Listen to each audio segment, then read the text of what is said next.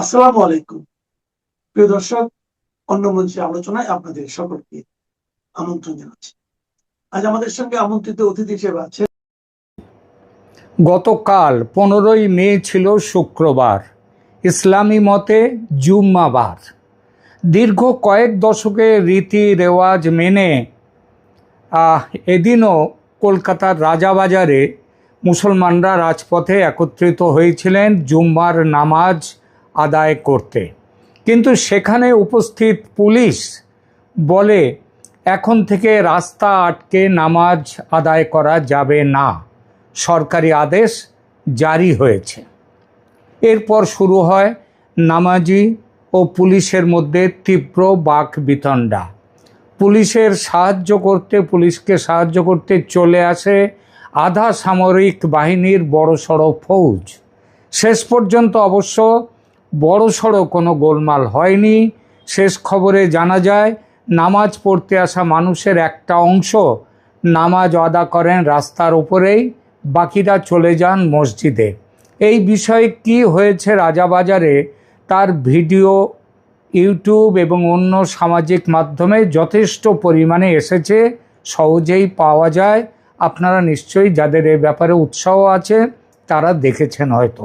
আমি তাই শুধু ঘটনার ভিডিও না দিয়ে এ বিষয়ে অন্যরা যেসব কথা নিয়ে আলোচনা করেননি, আমি সেই বিষয়টা নিয়ে এখানে আলোচনা করছি।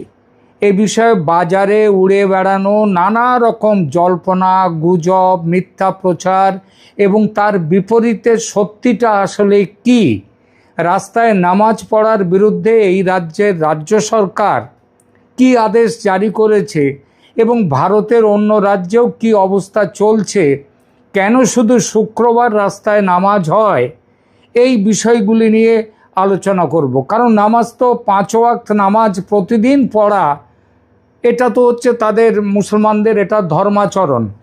কিন্তু শুক্রবার জুম্মাবারে কেন এই রাস্তায় জুম্মাবারের নামাজটা কেন আলাদা, এই বিষয়টা নিয়েও একটু 2-4 কথা বলবো।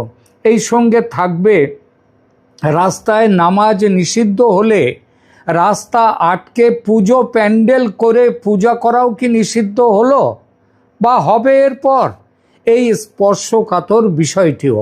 দয়া করে শেষ পর্যন্ত সঙ্গে থাকবেন, আপনাদের মতামত দেবেন, শেয়ার করবেন এবং চ্যানেল সাবস্ক্রাইব করবেন। শুরুটা করি রাস্তায় নামাজ পড়া নিষিদ্ধ করে রাজ্য সরকারের দেয়া আদেশটা নিয়ে। এই আদেশের কপি এখনো পর্যন্ত সোশ্যাল মিডিয়া কোনো জায়গাতে গেজেটে প্রকাশ হয়নি। গতকাল এক বন্ধু, আমার বন্ধু, তিনি হিন্দু হিসেবে পরিচিত, তার নামে হিন্দু, তার পূর্বপুরুষও হিন্দু ছিলেন এটা জানি, তবে তিনি ধর্ম মানেন না, সেকুলার গোত্রের মানুষ। তিনি আমাকে কাল ফোন করে বললেন, আসতে না আসতেই তোমরা মুসলমানদের নিয়ে ধর্মের খেলা শুরু করে দিলে ভায়া। তার কাছেই শুনলাম সরকারি যা আদেশ জারি হয়েছে, জুম্মাবারের নামাজ রাস্তায় পড়া যাবে না। সরকারের এই একটি আদেশের ফলে জন্ম নিয়েছে রাজ্য জুড়ে তীব্র জল্পনা। শুধু রাজ্য জুড়ে কেন, রাজ্যের বাইরেও, এমনকি বিদেশেও।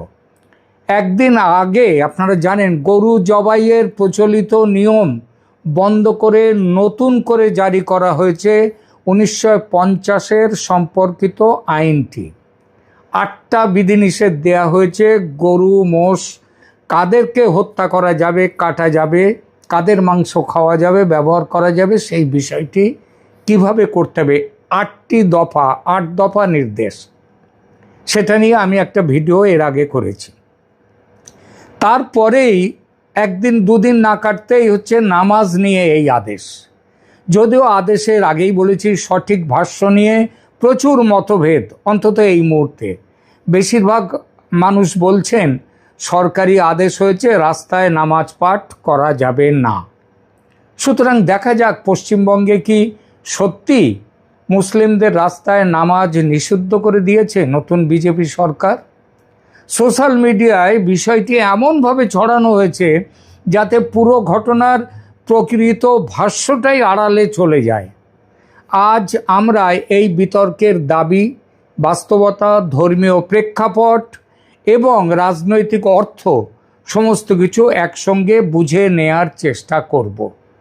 প্রথমেই সবচেয়ে গুরুত্বপূর্ণ কথা, এখন পর্যন্ত প্রকাশ্যে যে তথ্য পাওয়া গেছে তাতে পশ্চিমবঙ্গ সরকারের এই বিষয়ে পূর্ণাঙ্গ লিখিত গেজেট বা সরকারি আদেশের নির্ভরযোগ্য সম্পূর্ণ পাঠ সামনে আসেনি।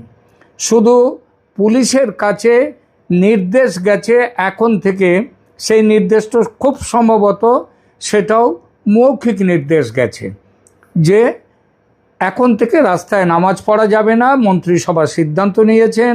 এরপরে গেজেট প্রকাশ হতে 1-2 দিন হয়তো সময় লাগবে। অর্থাৎ সামনে এখনও নির্ভরযোগ্য ওই আদেশের কোনো সম্পূর্ণ পাঠ সামনে আসেনি। সুতরাং সোশ্যাল মিডিয়ায় অনেকে যেভাবে বলছেন সরকার লিখিতভাবে শুধু মুসলিমদের রাস্তার নামাজ নিষিদ্ধ করেছে, সেই দাবির পক্ষে এখনও প্রকাশ্য প্রামাণ্য নথি পাওয়া যায়নি। তবে আদেশ না থাকলে, কিছু একটা না থাকলে পুলিশ এভাবে বাধা দিতে যে আসতো না, এটাও ঠিক। তাহলে বিতর্কটা শুরু হলো কিভাবে? বিতর্কের কেন্দ্রবিন্দুতে আছে বিজেপি নেতা ও বিধায়ক অর্জুন সিংয়ের একটি বক্তব্য। বিভিন্ন পত্রিকা, বিভিন্ন মিডিয়ার প্রতিবেদনে তাকে উদ্ধৃত করে বলা হয়েছে মসজিদে নামাজে আপত্তি নেই, কিন্তু রাস্তায় নামাজ পড়া যাবে না।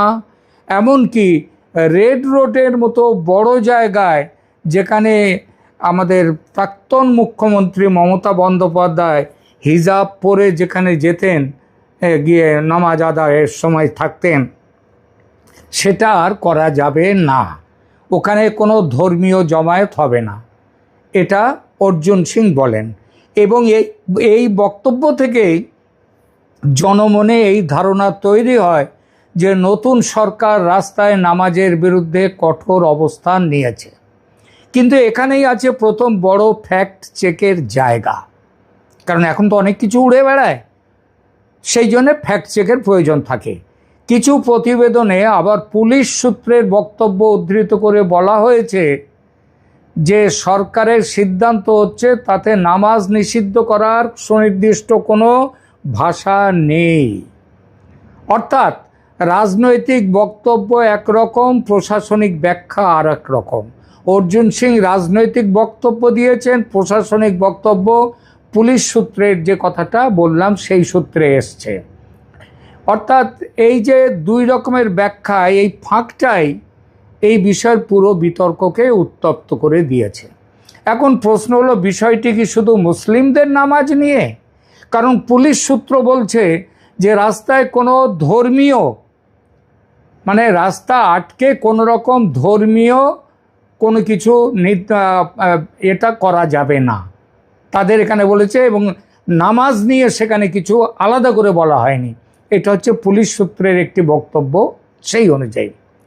সুতরাং পাওয়া রিপোর্টগুলোর একাংশ বলছে প্রশাসনিক অবস্থানটি আসলে রাস্তা দখল করে কোনো রকমের ধর্মীয় জমায়েত বা প্রার্থনা করা নিষিদ্ধ ঘোষণা করেছে সরকার।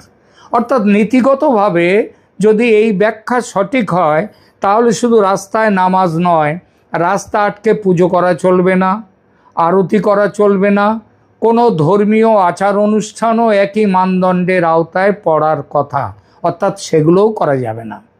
এখানেই মুসলিম বিরোধী নিষেধাজ্ঞার পাবলিক অর্ডার ভিত্তিক প্রশাসনিক কড়াকড়ি, এই দুই বয়ানের মধ্যে পার্থক্য তৈরি হয়ে যায়। অর্থাৎ প্রশাসনিক আদেশ শুধু মুসলমানদের ধর্মীয় আচরণ বন্ধ করে জারি করা হয়েছে এমনটা নয়। সুতরাং যারা বলছেন আমার ওই বন্ধুর মতো যে মুসলমানদের বিরুদ্ধে ব্যবস্থা নিয়েছে এই সরকার, বিষয়টা তা নয়। এখন একটু জুম্মার প্রসঙ্গে আসি। এটা তো তাহলে দেখলেন, এবার জুম্মার প্রসঙ্গে আসি। কারণ এই বিতর্কে জুম্মার নামাজ শব্দটা খুব বেশি উচ্চারিত হচ্ছে। আর এই রাস্তা জুড়ে জুম্মার নামাজ মাথায় রাখলে রাস্তা জুড়ে দুর্গাপুজোর প্যান্ডেল নিয়ে ভবিষ্যতের যে অবশ্যম্ভাবী বিতর্ক হবে, সেটাও বোঝা সহজ হবে যদি আমরা এই দিকটা দেখি, তাহলে ওদিকটাও ভালো করে বুঝতে পারবো। জুম্মা বা জুমুয়া শব্দটি হচ্ছে আরবি শব্দ। এর মূল অর্থ হলো এক জায়গায় সমবেত হওয়া, একত্রিত হওয়া। শুক্রবার মুসলমানরা জোহরের বদলে যে বিশেষ সমবেত মানে একসঙ্গে পুরো সম্প্রদায় যে নামাজ আদায় করেন সেটার নাম হচ্ছে জুম্মার নামাজ বা জুম্মার নামাজ। ঠিক আছে, এই নামাজ কেন বিশেষ? আগেই বলেছি যে সপ্তাহে 7 দিন, অন্য 6 দিন সেদিন তো 5 ওয়াক্ত করে নামাজ পড়া ইসলাম ধর্মের ধর্মাবলম্বীদের এটা দৈনিক আচরণ। তাহলে এই জুম্মার নামাজটা বিশেষ কেন? কারণ এটা ইসলামের সাপ্তাহিক প্রধান সমবেত ইবাদত বা প্রার্থনা হিসেবে বিবেচনা করা হয়। সাধারণ দৈনিক নামাজের মতো এটা শুধু প্রতিদিন যে নামাজটা পড়া হয় তারা হচ্ছেন তাদের নিজস্ব, তাদের ব্যক্তি, তাদের পরিবারের কথা কিংবা তাদের প্রার্থনা। আর জুম্মার নামাজ হচ্ছে এটা জামাতের পাশাপাশি খুতবা থাকে। আর সেই খুতবা ধর্মীয় নৈতিক, খুতবা মানে আদেশ, নির্দেশ, এই নৈতিক সামাজিক দিক নির্দেশনার একটি গুরুত্বপূর্ণ অংশ হলো এই খুতবা। ওই যে আমাদের সব বলে না যে জুম্মার নামাজে নির্দেশ হবে যে মুসলমানরা কাকে ভোট দেবে, তাহলে তো এটা বুঝতে পারছেন সেখানেই বলে দেওয়া হয় যে তোমাদের সবাই কোথায় ভোট দেবে, এই রকম। ফলে এটা একটা খুব গুরুত্বপূর্ণ। এর ফলে জুমার নামাজ কেবল একটি ব্যক্তির প্রার্থনা নয়, এটা হচ্ছে মুসলিম সমাজ জীবনে এটা এক ধরনের সাপ্তাহিক সমাবেশ। এর ধর্মীয় ভিত্তিও কিন্তু খুব গুরুত্বপূর্ণ। কোরআনের যে সূরা আছে জুমার, তার 9 নম্বর আয়াতে বলা হয়েছে জুম্মার দিনের নামাজের আহ্বান হলে আল্লাহর দিকে মানুষ সেখানে ধাবিত হয় এবং সেখানটায় বেচাকেনা বন্ধ করার কথাও ওদিন বলা হয়। এই কারণেই জুম্মার নামাজ শুধু ঐতিহ্যগত নয়, আপনারা জানেন যে জুম্মার ইসলামী দেশে এই শুক্রবার এই জন্যেই বেচা কেনা কাজকর্ম সমস্ত কিছু বন্ধ করা হয়, ছুটির দিন সাপ্তাহিক। কোরআনের ভিত্তি সম্পন্ন একটি সমবেত প্রার্থনা স্থল হিসেবেও মুসলমানদের কাছে এই জুম্মার নামাজের একটা বিশেষ মর্যাদা। আর ইতিহাসের দিকে, এর উৎপত্তির দিক থেকে কি বলা হচ্ছে যে হিজরতের পর মদিনা পর্বে জুমা ফরজ হয় এবং নবী মুহাম্মদের মদিনায় আগমনের পথেই তিনি প্রথম জুমার নামাজ পড়েন, আদায় করেন। যদিও এই অংশটি আধুনিক রাষ্ট্রীয় আইন বা প্রশাসনিক বিতর্কের সঙ্গে সরাসরি সম্পর্কিত নয়, আমার আজকের আলোচনাতেও এই জুম্মার নামাজ নিয়ে এত কথা বলার কোনো কারণ নেই।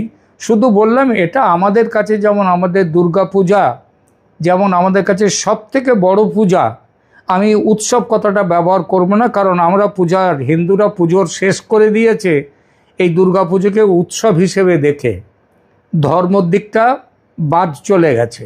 এবং এই ধর্ম না দেখে দুর্গা পুজোকে শুধু উৎসব বা ফুর্তি বা আরাম বিলাস, এই যে জিনিসটা, এইটা শুরু হয়েছে আমাদের এখানে আমাদের বিখ্যাত বামফ্রন্টের বাম সরকারের আমল থেকে, কমিউনিস্ট নীতিবোধ থেকে।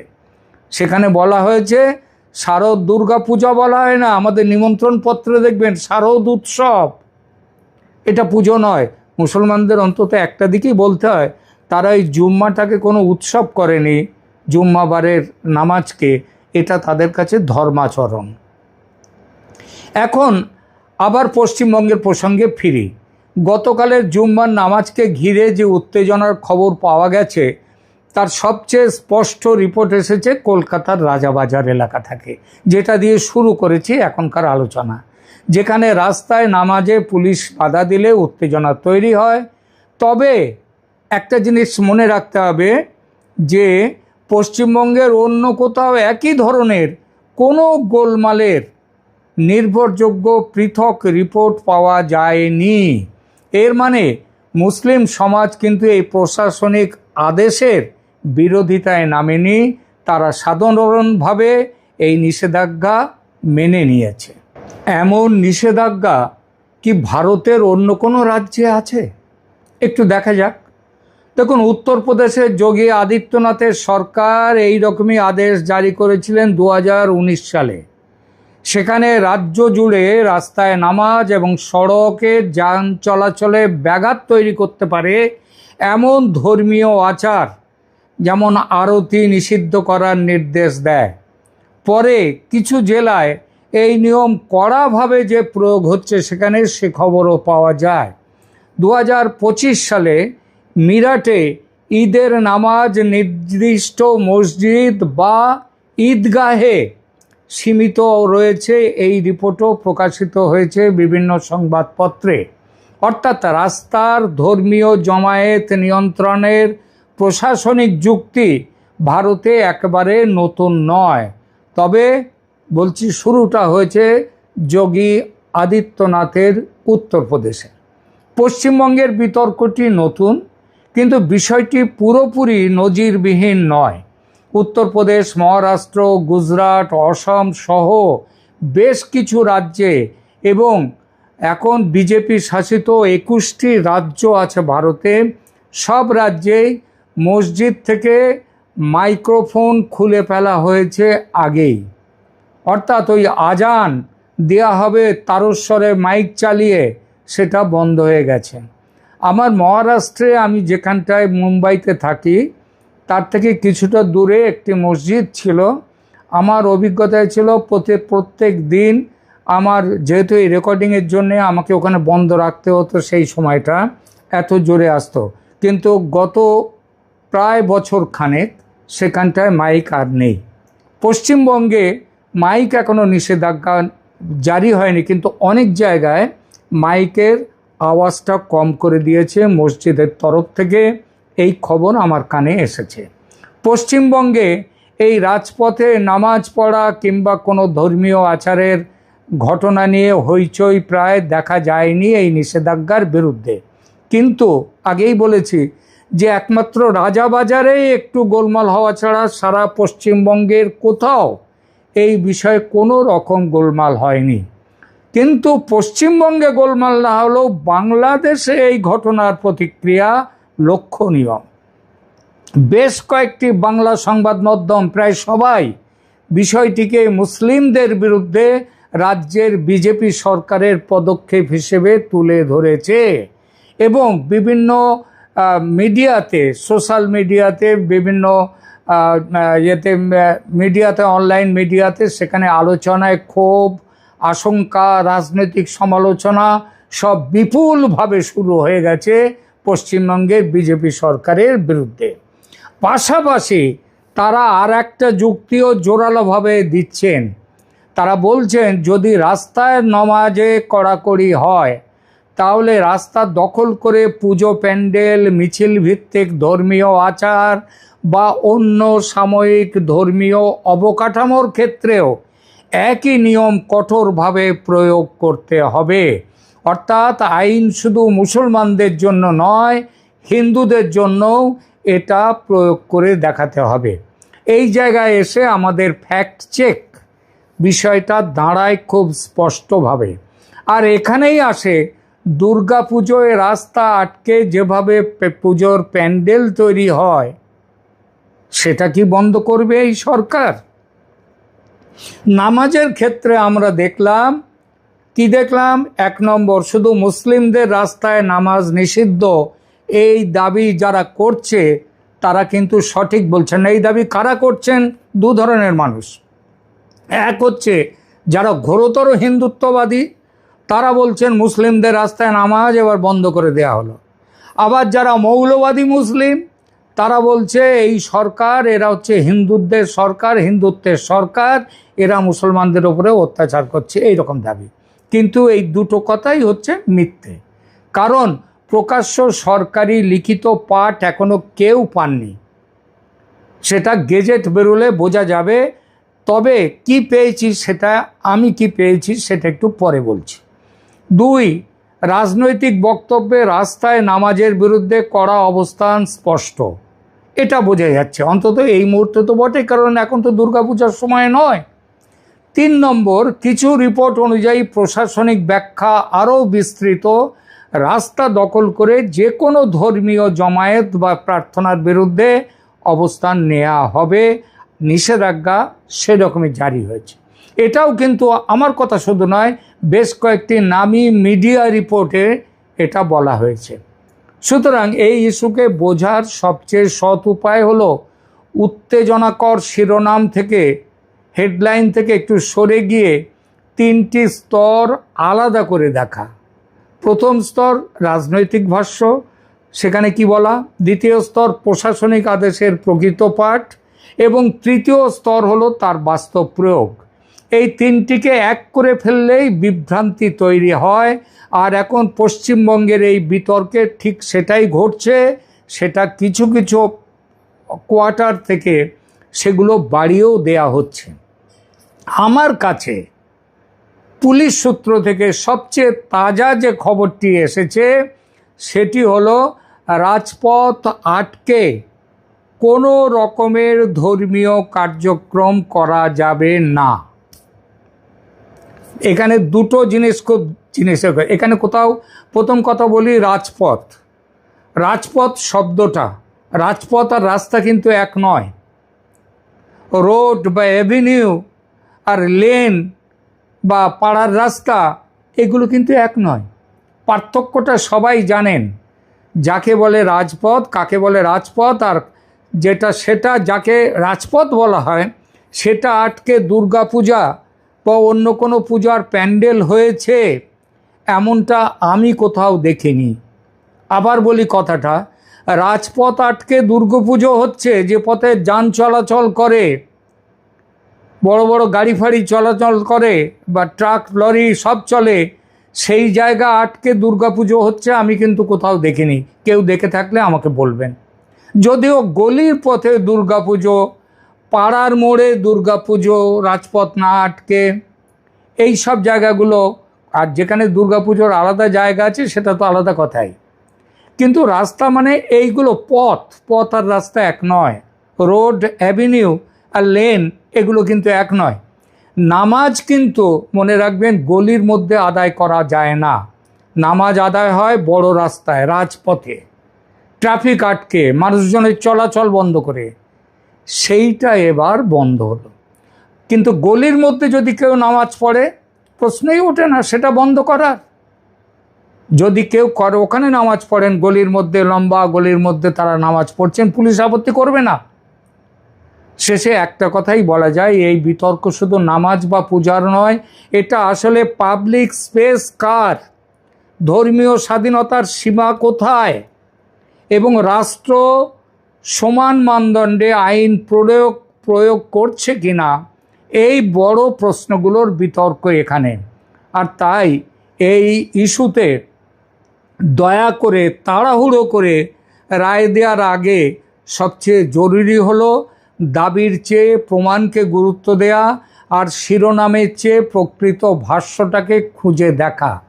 সুতরাং যে মুসলিমরা এই নিষেধাজ্ঞা নিয়ে সমালোচনায় মুখর, তাদের যেমন ক্ষুব্ধ হওয়ার কারণ নেই, তেমনি যে হিন্দুত্ববাদীরা আবার এই নিষেধাজ্ঞায় খুব উৎফুল্ল, তাদের বলি এটা যেমন মুসলিমদের বিরুদ্ধাচরণ নয়, তেমনি হিন্দুদের তুষ্টিকরণ নয়।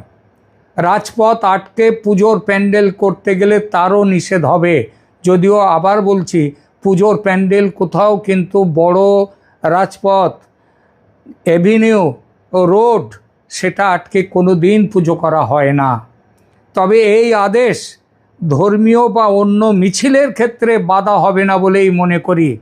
কারণ মিছিলও করে আমাদের, যেমন পার্সিদের মিছিল হয়, তারপরে জৈনদের মিছিল হয়, এই মিছিলে বৌদ্ধদের মিছিল হয়, শিখদের মিছিল হয়। শিখদের সঙ্গত কখনোই তারা রাস্তার উপর করেন না, কারণ মিছিল একটা চলমান জনসমাগম, সেটা আটকানো যায় না। এই আইনে সেটা আটকাবার কথা বলা হয়নি। তবু তার জন্য আমার মনে হয় কড়া নিয়ম চাই। কারণ রাস্তায় 100টা লোক নিয়ে মিছিল করে সমস্ত রাস্তার যানবাহন আটকে দেওয়া আমাদের রাজনৈতিক বিভিন্ন দলের একেবারে ধর্ম হয়ে দাঁড়িয়েছে।